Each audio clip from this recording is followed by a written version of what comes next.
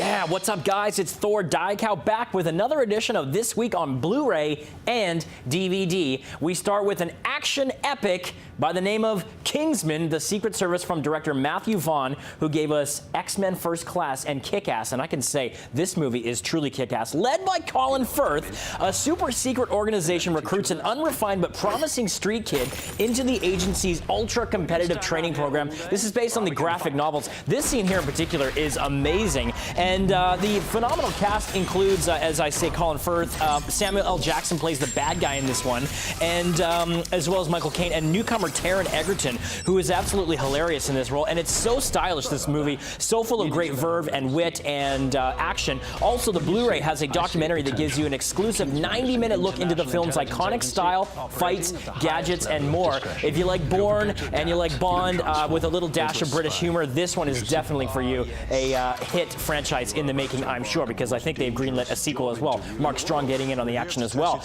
Okay, next we're going to talk about this found footage film, Project Almanac. And this is a science fiction twist when 5 teens discover mysterious blueprints for a machine that can send them back in time. Now, I'm not normally a fan of these, found footage movies, but this one actually had a very interesting concept. And what it did illustrate well was the power of time travel and how that can have disastrous effects when they start going back and changing elements of their future. And then when they come back to the present day, they've noticed that they've tinkered too much with the space-time continuum. There's disastrous consequences and, effects that they have to answer for. So I thought that was an interesting examination. It does succumb to the eventuality of being sort of ridiculous and having, a couple of plot holes with the time travel thing where it does get a little bit shifty. But I appreciated the story and the direction that it took, and it was very compelling. And the actors were by no means household names.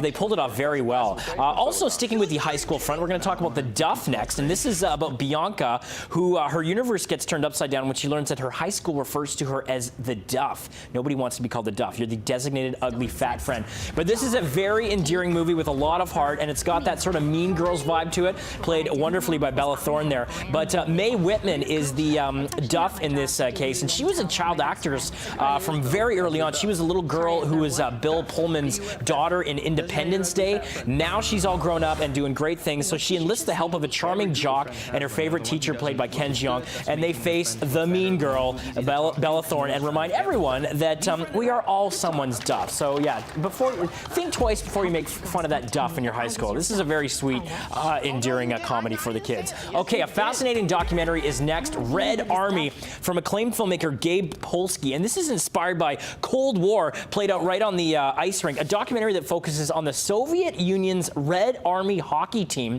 from the perspective of its captain, Slava Fetisov, who stood up to a powerful Soviet system and paved the way for change in the future for generations of Russian citizens. This is a fascinating blow-by-blow account of what happened when the transformation of Fetisov from national hero to political enemy really took center stage, and the social and cultural parallels between the Red Army hockey team and the rise and fall of the Soviet Union. So a lot of it, it takes place in the 70s and 80s, tells that story brilliantly, and as you can see here with archival footage, tons of interviews with the likes of journalists. Scotty Bowman even gets in on the action. It is quite the spellbinding tale. I didn't really know anything about this story until I sat down to watch this documentary. It's also very funny in parts. It's well written. It's got so much great footage. It's just a very compelling and stunning story, told brilliantly by Polsky, and some great clips in there from Fetisov. And finally, the Thunderbirds are a go. Get a load of this. The Thunderbirds complete series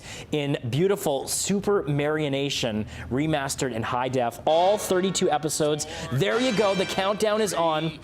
And this show influenced legions of science fiction and animation fans for decades. It had a huge impact on pop culture. It was one of the big reasons that the guys from South Park decided to do Team America, a loving ode to the wonderful marionettes that made up Thunderbirds, and such an iconic, sort of style. Nothing was ever really done like this on television or since, and it takes place in the year 2065 on their top secret island base, the Thunderbirds. They're a team of international rescue pilots and fighters fighters, and they basically globetrot, trying to do good and right the world from evildoers. But such a great show. You get the whole set on a beautiful Blu-ray package. Out now, get it now. It would actually make the perfect gift for Father's Day, just around the corner. There you go. Love those opening credits. That's it, you guys. I'm Thor Dykow. It's another week on Blu-ray and DVD. Catch me on Twitter at Thor Dykow. We'll see you next week on BreakfastTelevision.ca.